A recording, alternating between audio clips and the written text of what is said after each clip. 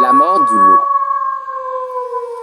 Les nuages couraient sur la lune enflammée, comme sur l'incendie on voit fuir la fumée, et les bois étaient noirs jusque à l'horizon. Nous marchions sans parler dans l'humide gazon, dans la bruyère épaisse et dans les hautes brondes, lorsque sous des sapins pareils à ceux des landes, nous avons perçu les grands ongles marqués par les loups voyageurs que nous avions traqués. Nous avons écouté, retenant notre haleine et le pas suspendu.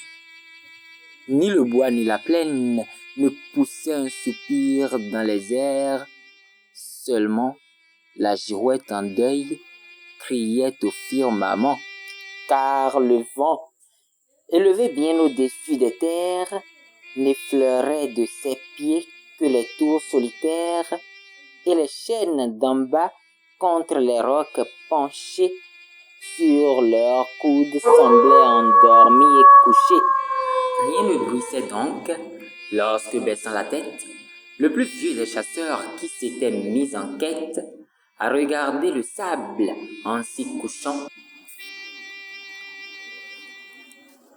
Bientôt, lui que jamais ici l'on ne vit en défaut, a déclaré tout bas que ces marques récentes annonçaient la démarche et les griffes puissantes de deux grands loups cerviers et de deux louveteaux.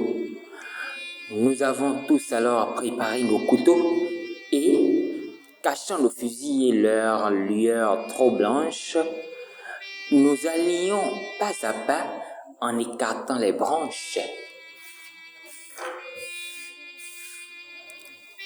Toi s'arrête, et moi, cherchant ce qu'il voyait, j'aperçois tout à coup deux yeux qui flamboyaient, et je vois au-delà 4 formes légères qui dansaient sous la lune au milieu des bruyères, comme font chaque jour à grand bruit sous nos yeux, quand le maître revient, les leviers joyeux.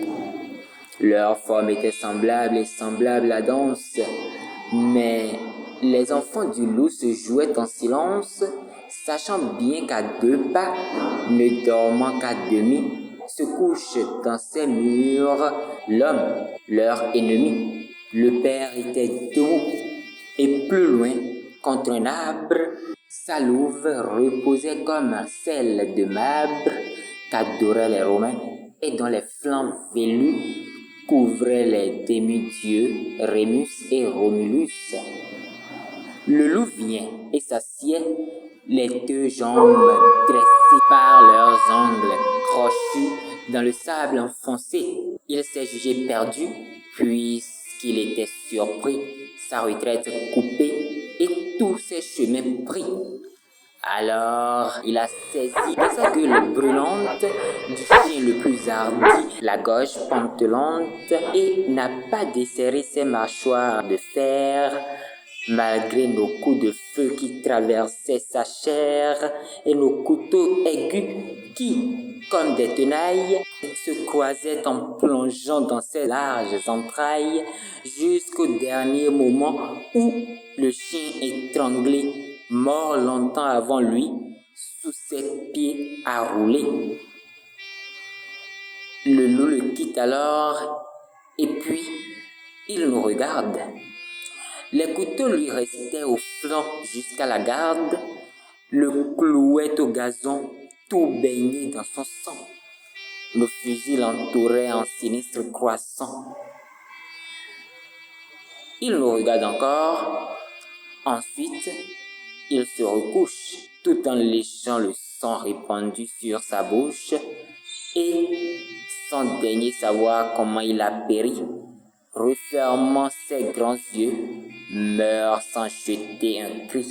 J'ai reposé mon front sur mon fusil sans poudre, me prenant à penser et n'ai pu me résoudre à poursuivre sa louve et ses fils qui, tous trois, avaient voulu l'attendre et, comme je le crois, sans ces deux louveteaux, la belle et sombre veuve ne l'eût pas laissé seule subir la grande épreuve, mais son devoir était de les sauver afin de pouvoir leur apprendre à bien souffrir la faim, à ne jamais entrer dans le pacte des villes que l'homme a fait avec les animaux serviles qui chassent devant lui pour avoir le coucher les premiers possesseurs du bois et du rocher.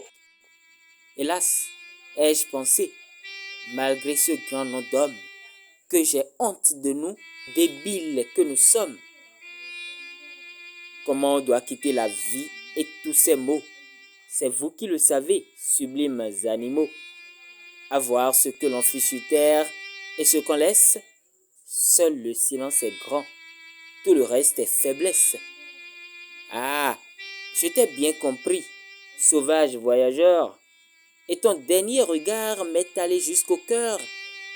Il disait, si tu peux, fais que ton âme arrive, à force de rester studieuse et pensive, jusqu'à ce haut degré de stoïque fierté où, naissant dans les bois, j'ai tout d'abord monté. Gémir, pleurer, prier est également lâche. Fais énergiquement ta longue et lourde tâche dans la voie où le sort a voulu t'appeler, puis, après, comme moi, souffre et meurs sans parler.